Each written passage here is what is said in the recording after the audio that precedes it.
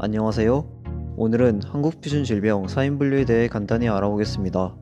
한국표준질병 사인분류는 영어 약어로 KCD라고 부릅니다. 오늘 영상의 순서입니다. 첫 번째, KCD의 정의 및 역사부터 KCD의 활용 순으로 알아보겠습니다. 먼저 KCD의 정의입니다.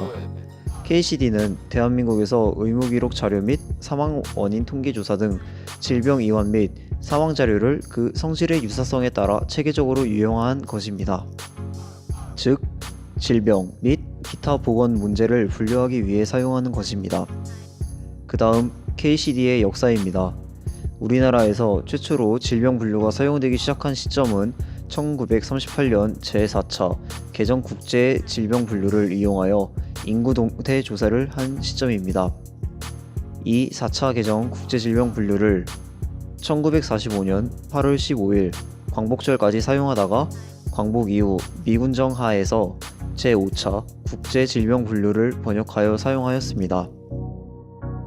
그 후 1949년 공보처라는 중앙행정기관에서 제6차 개정 국제질병 사인표의 원본을 입수하여 번역하던 중 6.25 전쟁으로 인하여 자료가 소실되었고, 그 이후 1952년 11월 일본 도쿄에서 개최된 서태평양기구 보건 및 인구동태 통계회의에서 재입수하고 여기에 한국 실정을 가미하여 처음으로 한국형 표준 질병 사인 분류를 제정하였습니다.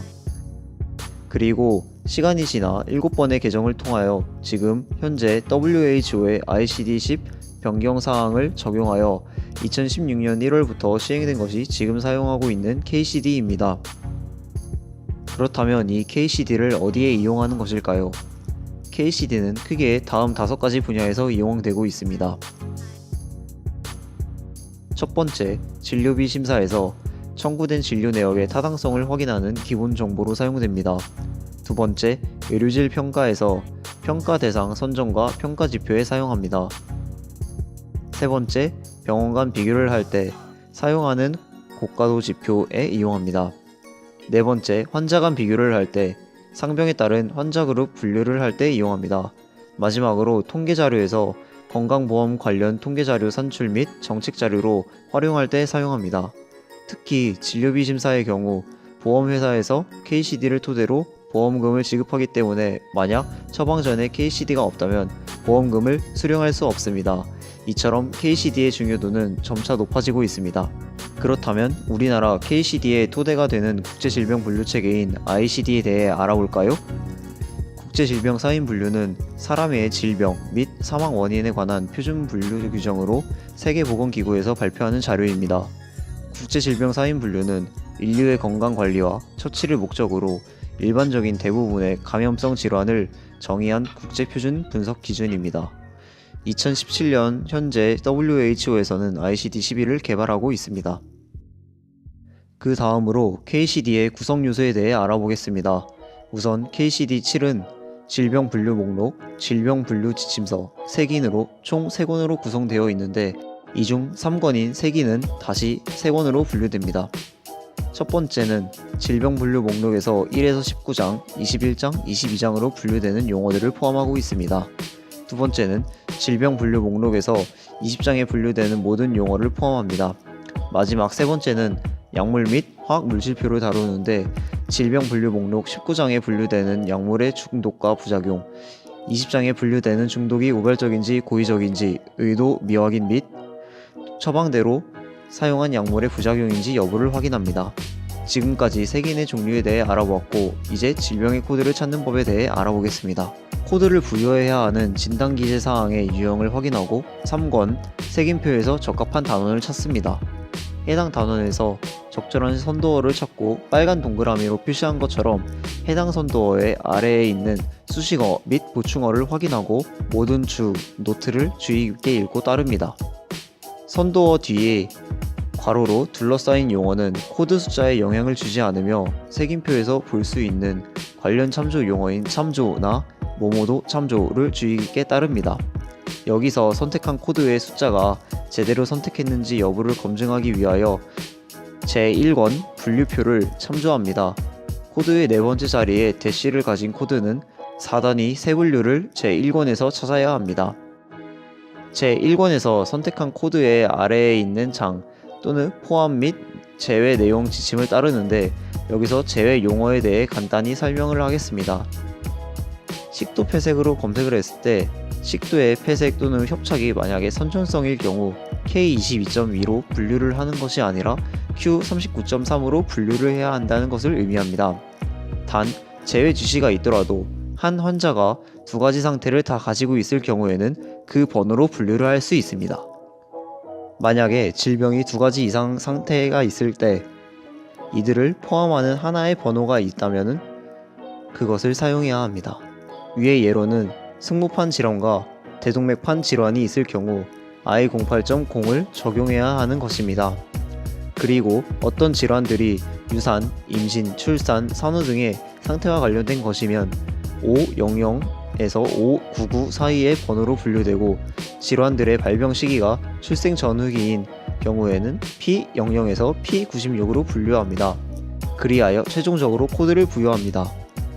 이 질병 코드에는 몇 가지 기호와 약어가 포함되는데요. 이것들에 대해 알아봅시다. 우선 괄호는 부여될 코드에 영향을 미치지 않고 보충적인 단어를 묶는 데 사용합니다. 그리고 각 괄호는 동의어, 대체 단어 등 설명어 구를 둘러싸기 위해 사용됩니다. 콜론은 선행하는 단어가 그 항목에 열거될 용어로 완전하지 않을 때 포함 및 제외 용어를 나열하는 데 사용합니다.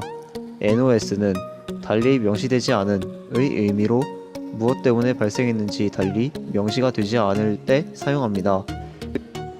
NEC는 달리 분류되지 않은 의 의미로 무엇 때문에 발생했는지 명시는 되어 있지만 코딩 사전에 분류가 되지 않은 경우에 사용을 합니다.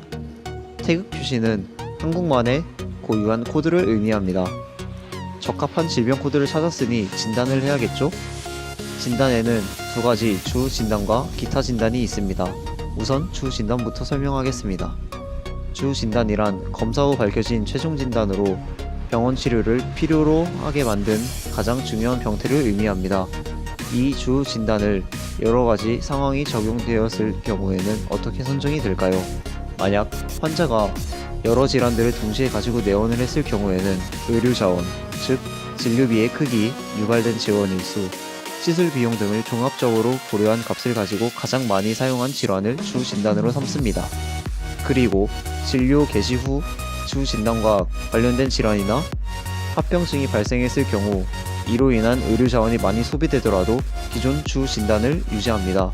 다만 관련이 없는 새로운 질환이 발병되고 이로 인한 의료 자원이 더 커진 경우에는 새로운 병태를 주 진단으로 선정합니다. 만일 진단이 내려지지 않는 경우에는 주 증상이나 검사의 이상 소견을 주 진단으로 선정합니다. 이렇게 해도 주 진단 기준에 해당하는 두 개 이상의 진단이 우열을 가릴 수 없이 남는 경우에는 첫 번째 기재된 진단을 주 진단으로 선정합니다. 그 다음 기타 진단입니다. 기타 진단은 진료 기간 중 주 진단과 함께 있었거나 새롭게 발견된 병태로 환자 진료에 영향을 주었던 병태를 말합니다. 이번 진료에 영향을 주지 않는 과거의 진료를 받았던 병태는 기록되지 않습니다. 즉, 임상적 평가, 치료, 진단적 처치, 간호처치 및 모니터링의 증가, 이 요인들은 병원 재원 일수의 증가에 영향을 끼치는 기타 진단에 해당되는 요인들입니다. 만성질환은 환자 관리에 영향을 미치는 경우 기타 진단의 선정 원칙에 부합되지만 임상 의사의 해석이 이루어지지 않으면 코드를 부여할 수 없습니다. 그리고 병태가 환자 관리에 영향을 미쳤는지가 불명확한 경우 기타 진단을 경과 기록이나 퇴원 요약지 등에 명시하였는지를 확인합니다. 명시된 기록이 없으면 환자 관리 명단에 영향을 주지 않는 것으로 간주하고 기타 진단에 기록되지 않습니다. 이 외에도 특별한 규칙들이 존재하지만 간략하게 여기까지만 소개하고 자세한 사항은 통계청 홈페이지에 있는 한국표준질병 사인 분류의 질병 코딩 지침서를 참조해 주시기 바랍니다. 그 다음 이 질병 분류는 어떻게 이루어졌는지 알아보도록 하겠습니다. 먼저 A00부터 B99는 특정 감염성 및 기생충성 질환을 의미합니다. 특정이라는 의미는 전체 감염성 또는 기생충성 질환의 일부가 여기로 분류되어 있다는 것을 의미합니다.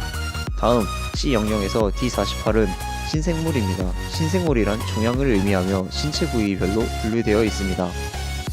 D50에서 D89는 혈액 및 조혈기관의 질환 그리고 면역 메커니즘을 침범한 특정 장애입니다. E00에서 E90은 내분비, 영양 및 대사질환입니다. 여기서 당뇨병 코드는 결합 코드로 당뇨병의 유형, 영향을 받는 신체 계통, 합병증 모두를 분류합니다. F00에서 F99는 정신 및 행동장애입니다. G00에서 G99는 신경계통의 질환입니다. H00에서 H59는 눈 및 눈 부속기의 질환입니다. H60에서 H95는 귀 및 유돌의 질환입니다. I00에서 I99는 순환계통의 질환입니다. 여기에는 고혈압과 동맥경화증 등이 있습니다. J00에서 J99는 호흡계통의 질환입니다. K00에서 K93은 소화계통의 질환입니다. L00에서 L99는 피부 및 피하 조직의 질환입니다.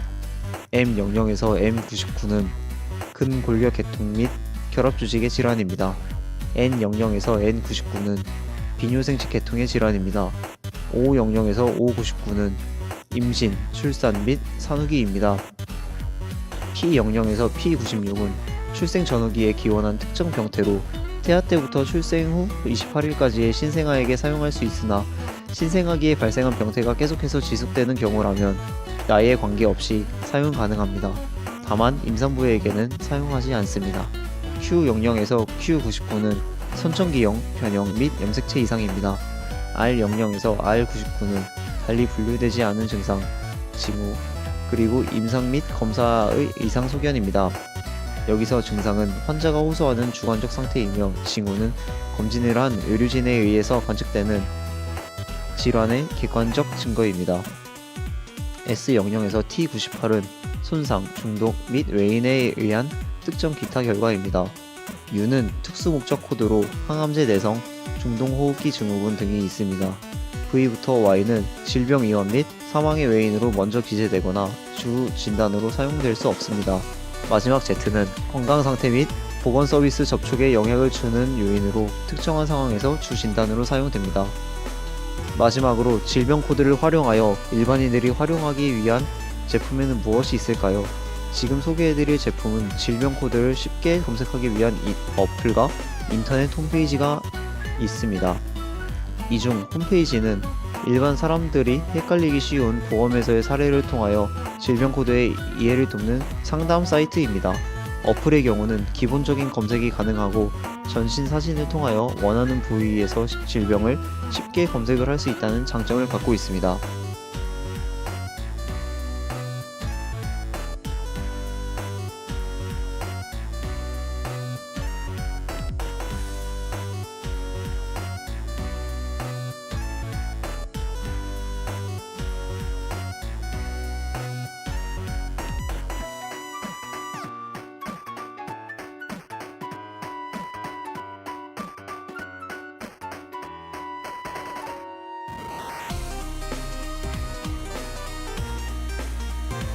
지금까지 한국표준질병 4인 분류에 대해 간단하게 알아보았습니다. 잘못된 정보가 있으면 댓글로 남겨주시기 바랍니다. 감사합니다.